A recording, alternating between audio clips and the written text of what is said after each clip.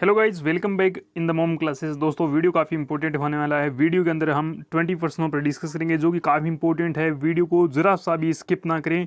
शुरुआत करते हैं सेशन की। और सबसे पहला क्वेश्चन है दोस्तों, सर्वप्रथम किशोर न्याय अधिनियम अस्तित्व में कब आया? तो ये जो किशोर न्याय अधिनियम है, ये सर्वप्रथम अस्तित्व में कब आया? कांस्टेबल का जो एग्जाम होने वाला है, सिंपल से क्वेश्चन पूछे जाएंगे। 10 प्रश्न आपको पूछे जाएंगे, 10 प्रश्न पूछे जाएंगे जो कि 5 अंक के होंगे। और इसी के साथ बता दिया जाए तो ये जो 10 प्रश्न है, जब भी किसी नए पैटर्न को ऐड किया जाता है तो उससे सिंपल क्वेश्चन पूछे जाते हैं। जिस प्रकार बात करें तो सबसे पहला क्वेश्चन, सर्वप्रथम किशोर न्याय अधिनियम अस्तित्व में कब आया? तो ये 1986 यानी 1986 में आया। इसी के साथ दूसरा इंपॉर्टेंट जो क्वेश्चन बन रहा है, सर्वप्रथम किशोर न्याय अधिनियम 1986 अस्तित्व में आया, जिसे देश भर में सन कब लागू किया गया? तो देश भर में लागू किया गया 2000 यानी 2000 ईस्वी में से लागू किया गया। इसी के साथ बात करें, अगला टॉप क्वेश्चन पूछा जाए, किशोर न्याय अधिनियम में 2006 और 2011 में कुछ संशोधन किए गए। किस वर्ष में इस कानून में व्यापक परिवर्तन किए गए और एक नए स्वरूप में लागू किया गया?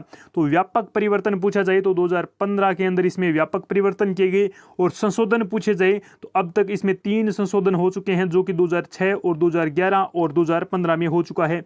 इसी के साथ पूछा जाए दोस्तों, काफी इंपॉर्टेंट, किशोर न्याय बालकों की देख रेख और संरक्षण अधिनियम 2015, इसका नया जो नाम है वो इस प्रकार से हो गया दोस्तों, किशोर न्याय बालकों की देख रेख और संरक्षण अधिनियम 2015 किस की वर्ष नियमावली बनाई गई?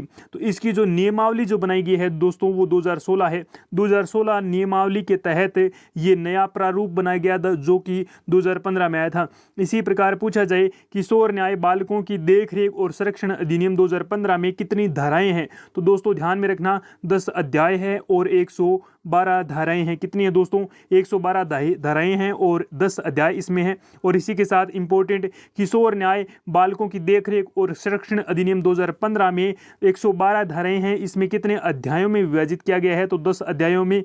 SJPU क्या है? SJPU क्या है दोस्तों? SJPU इंपॉर्टेंट है, प्रत्येक जिले में गठित विशेष किशोर पुलिस इकाई यानी स्पेशल जुविनाइल पुलिस यूनिट, इसे SJPO कहते हैं, स्पेशल जुविनाइल पुलिस यूनिट, जो कि प्रत्येक जिले में गठित होगी। और इसका फुल फॉर्म भी पूछा जा सकता है दोस्तों, काफी इंपॉर्टेंट। इसी के साथ CWPO से क्या तात्पर्य है? प्रत्येक थाने में नियुक्त बाल कल्याण पुलिस अधिकारी को WPO कहते हैं। CWPO प्रत्येक पुलिस थाने के अंदर नियुक्त बाल कल्याण अधिकारी जो होता है उसको कहते हैं। ऐसा बच्चा जो माता पिता के संरक्षण से वंचित है अथवा ऐसे स्थान पर रह रहा है जहां पूरी संभावना है कि उसकी शारीरिक शिक्षा से शारीरिक शोषण होगा, तो बच्चे को कितने घंटे के भीतर CWC के समक्ष प्रस्तुत करना होगा? तो इस प्रकार की जो घटना होती है तब इस प्रकार के बच्चे को 24 घंटे के भीतर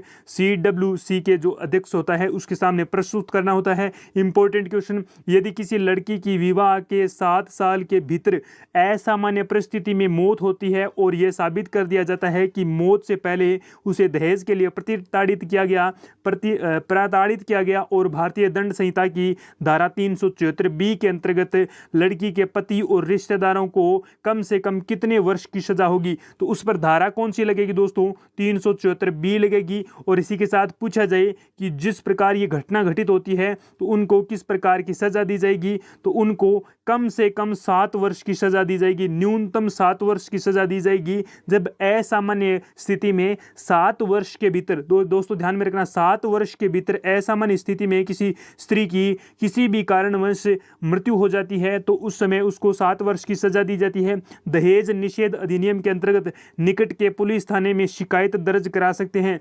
अगर इस प्रकार की कोई भी घटना होती है दहेज से संबंधित, तो कोई भी व्यक्ति निकट पुलिस थाने में FIR दर्ज करा सकता है, जिसे हम फर्स्ट रिपोर्ट इंफॉर्मेशन कहते हैं। महिला अपराध होने की स्थिति में महिलाओं में शिकायत दर्ज करा सकती है। तो देश के किसी भी थाने में महिलाओं से संबंधित कोई भी शिकायत होने पर हम शिकायत दर्ज करवा सकते हैं। यूनियन ऑफ इंडियन बनाम इंडिपेंडेंट थॉट 11 अक्टूबर 2017 में सर्वोच्च अदालत के एक फैसले के अनुसार किसी भी व्यक्ति द्वारा किसी भी महिला के साथ उसकी मर्जी हो या न हो शारीरिक संबंध स्थापित किया जाता है, चाहे वह उसकी पत्नी हो, क्यों ना पत्नी भी हो, जो कम से कम विवाहित हो या अविवाहित हो उसे बलात्कार माना जाएगा।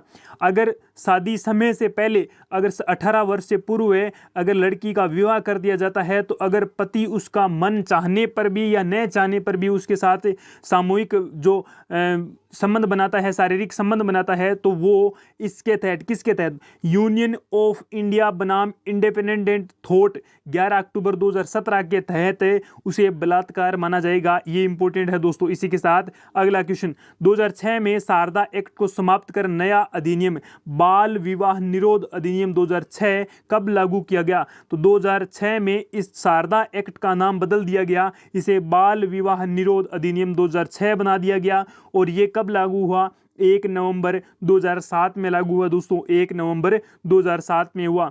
दहेज निषेध अधिनियम की धारा में दहेज निषेध पदाधिकारी की नियुक्ति होती है। जो दहेज निषेध पदाधिकारी जो होता है वो धारा 8B के तहत नियुक्त होता है। 8B इंपॉर्टेंट है। बाल अधिकारों के संरक्षण हेतु राष्ट्रीय आयोग का मुख्यालय नई दिल्ली में है। किसके लिए? बाल संरक्षण आयोग के जो है राष्ट्रीय आयोग, इसका मुख्यालय नई दिल्ली में है। पूछा जा सकता है। स्त्री अशिष्ट रूप प्रतिषेध अधिनियम 1986 इंपॉर्टेंट है दोस्तों। स्त्री अशिष्ट रूप प्रतिषेध अधिनियम 1986 के अंतर्गत प्रथम बार अपराध करने पर कितने वर्ष की कारावास या फिर सजा का आयोजन है? तो वो 2 वर्ष की उसको सजा होती है। और ये जो अधिनियम है ये काफी इंपॉर्टेंट है दोस्तों। ये स्त्री अशिष्ट रूप प्रतिषेध अधिनियम 1986 जो कि 1987 के अंदर लागू होता है। इसी के साथ बात करें किस वर्ष द कमीशन ऑफ सती जो प्रथा होती थी उसको रोकने के लिए अधिनियम 1987 के अधिनियम के साथ भारत की संसद एक अधिनियम बनाया गया। तो ये 1988 में बनाया गया। और ये कौन सा है दोस्तों? ये द कमीशन ऑफ सती रोकथाम अधिनियम 1987 के अधिनियम के साथ भारत की संसद ने एक नया अधिनियम बनाया, वो था 1988 में, जो कि सती प्रथा से रिलेटिव था। सती को पहली बार विनियमन किया गया, सती को विनियमन किया गया, ये रोका गया। तो कब रोका गया? बंगाल सती विनियमन 1829 के अंदर। और इसी के साथ अगला क्वेश्चन, घरेलू हिंसा में महिलाओं के संरक्षण अधिनियम 2005 को कब लागू किया गया? तो ये 26 अक्टूबर 2006 को लागू किया। घरेलू हिंसा से महिलाओं का संरक्षण अधिनियम 2005।